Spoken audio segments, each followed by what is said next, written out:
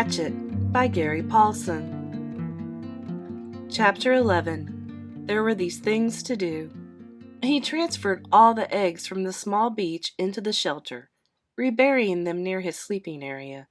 It took all his will to keep from eating another one as he moved them, but he got it done, and when they were out of sight again, it was easier. He added wood to the fire and cleaned up the camp area. A good laugh, that, cleaning up the camp. All he did was shake out his windbreaker and hang it in the sun to dry the berry juice that had soaked in, and smooth the sand where he slept. But it was a mental thing. He had gotten depressed thinking about how they hadn't found him yet, and when he was busy and had something to do, the depression seemed to leave. So there were things to do. With the camp squared away, he brought in more wood. He had decided to always have enough on hand for 3 days, and after spending one night with the fire for a friend, he knew what a staggering amount of wood it would take. He worked all through the morning at the wood, breaking down dead limbs and breaking or chopping them in smaller pieces, storing them neatly beneath the overhang. He stopped once to take a drink at the lake, and in his reflection he saw that the swelling on his head was nearly gone.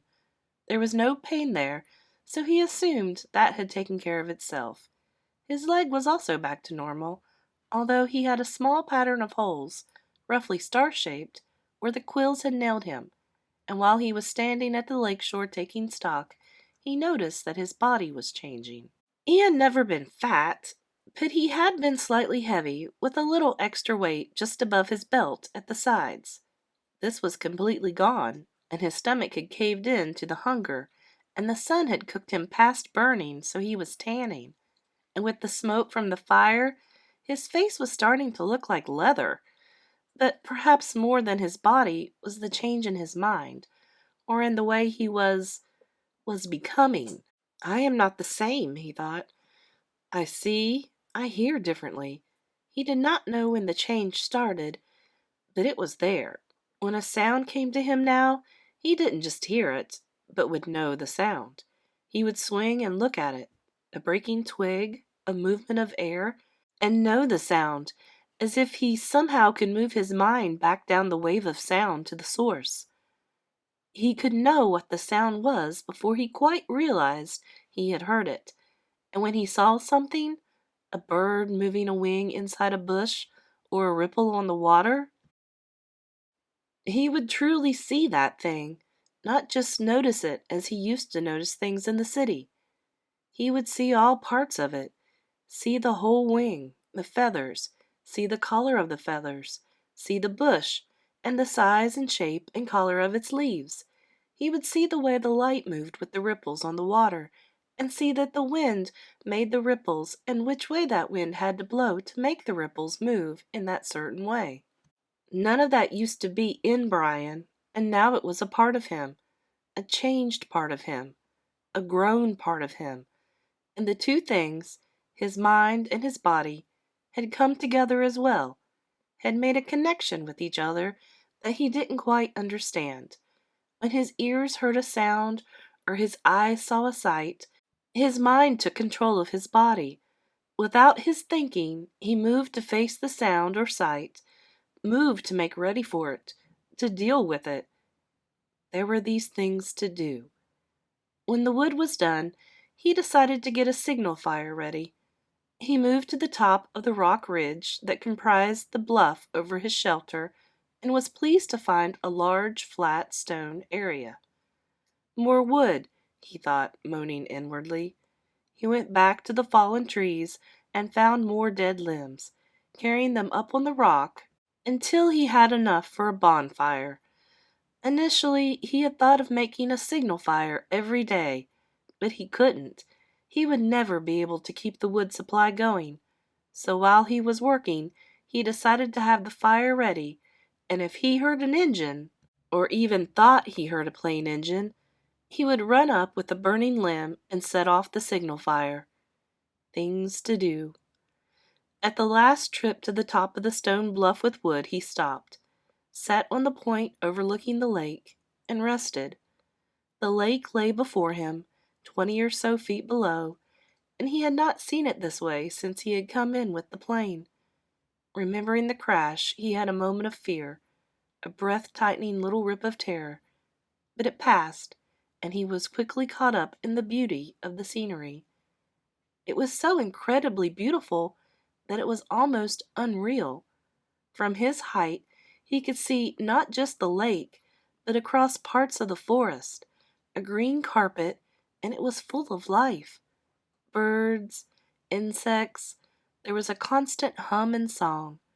At the other end of the bottom of the L, there was another large rock sticking out over the water, and on top of the rock, a snaggly pine had somehow found food and grown, bent and gnarled. Sitting on one limb was a bluebird with a crest and a sharp beak, a kingfisher. He thought of a picture he had seen once, which left the branch while he watched, and dove into the water. It emerged a split part of a second later. In its mouth was a small fish, wiggling silver in the sun. It took the fish to a limb, juggled it twice, and swallowed it whole. Fish. Of course, he thought. There were fish in the lake, and they were food. And if a bird could do it... He scrambled down the side of the bluff and trotted to the edge of the lake, looking down into the water. Somehow, it had never occurred to him to look inside the water, only at the surface.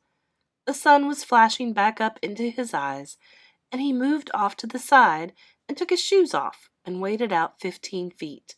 Then he turned and stood still, with the sun at his back, and studied the water again. It was, he saw after a moment, literally packed with life. Small fish swam everywhere, some narrow and long, some round, most of them 3 or 4 inches long, some a bit larger, and many smaller. There was a patch of mud off to the side leading into deeper water, and he could see old clamshells there, so there must be clams. As he watched, a crayfish, looking like a tiny lobster, left one of the empty clamshells and went to another looking for something to eat, digging with its claws. While he stood, some of the small roundish fish came quite close to his legs, and he tensed, got ready, and made a wild stab at grabbing one of them. They exploded away in 100 flicks of quick light, so fast that he had no hope of catching them that way.